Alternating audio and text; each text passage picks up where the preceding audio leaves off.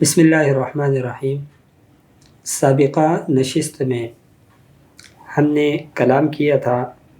سرکشی کرنے والے پڑوسی جو کہ پڑوس والوں کی ایذا کا سبب بنتے ہیں، ان کی سرکشی، ان کی شرارتوں، ان کے فتنے سے محفوظ رہنے کے لیے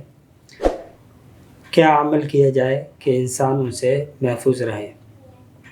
آج کی اس نشست میں ہم کوشش کریں گے کہ ہم معاشرے کے اندر پائی جانے والی ایک بہت بڑی برائی جو کہ بکثرت ہمارے معاشرے میں پھیلتی چلی جا رہی ہے، اس کو بیان کریں اور پھر اس کے بعد اس کے اسباب کو بیان کریں۔ وہ برائی کیا ہے؟ وہ برائی چھوٹے بچوں کا اپنے سے بڑی عمر کے لوگوں کا ادب، احترام اور تمیز سے خالی ہونا ہے۔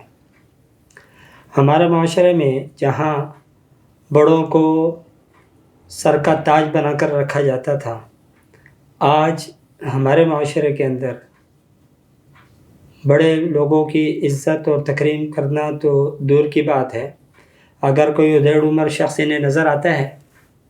تو اسے نگاہ حقارت اور نفرت سے دیکھتے ہیں، بجائے اس کے کہ بڑی عمر کے لوگوں کے ساتھ بیٹھ کر کے ان کے تجربات سے مستفید ہوں۔ ان کی جو محفلیں ہیں ان سے کوسوں دور بھاگتے ہیں۔ وجہ کیا ہے؟ اس لیے کہ یہ لوگ اچھائی کو طرف لوگوں کو بلاتے رہتے ہیں اور ان کے اندر پائی جانے والی جو برائیاں ہیں اس کے اوپر نکتہ چینی کرتے ہیں، اور یہ چیز آج کی نوجوان نسل کو برداشت نہیں ہے۔ جو شخص آپ کی اصلاح کے لیے آپ میں پائی جانے والی برائیوں کو بیان کرے اور آپ کی اصلاح کی غرض سے آپ کے اندر اوصاف حمیدہ پیدا کرنے کے لیے آپ کے سامنے اچھی خصلتوں کو بیان کرے، یہ اس شخص سے دور بھاگتے ہیں۔ تو ہمارے معاشرے کا یہ ایک المیہ ہے کہ بڑوں کے عزت احترام سے ہمارا معاشرہ خالی ہو رہا ہے۔ اس کے جو اسباب کے اوپر ہم غور کرتے ہیں تو سب سے پہلے جو اس کا سب سے بڑا سبب ہمارے سامنے آتا ہے وہ یہ ہے کہ والدین اولاد کی تربیت کے اندر اس چیز سے پہلو تہی کرتے ہیں، منہ نے بتلاتے ہی نہیں ہیں کہ یہ جو آپ کے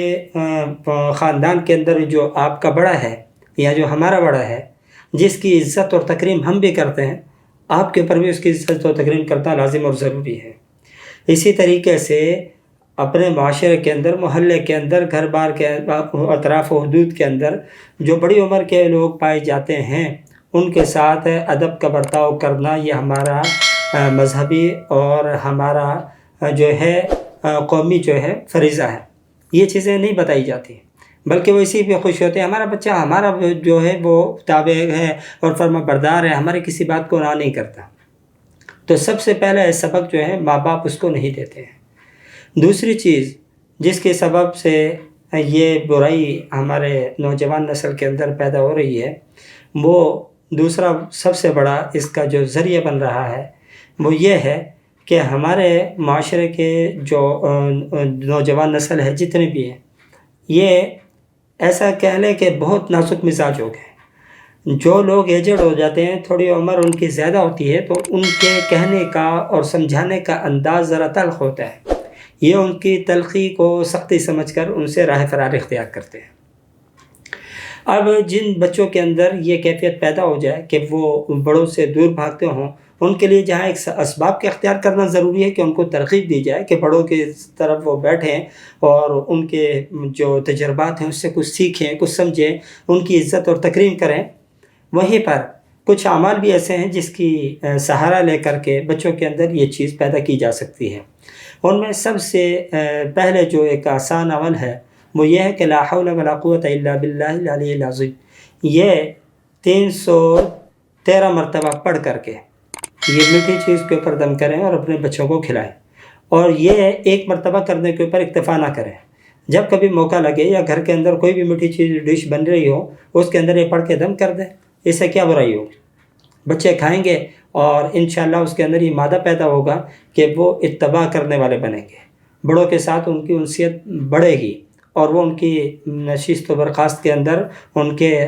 ہم نشین ہو کر کے ان سے کچھ سیکھیں گے اور برائیوں سے دور ہوں گے۔ دعا فرمائے اللہ رب العالمین سمجھنے کی اور عمل کرنے کی توفیق عطا فرمائے۔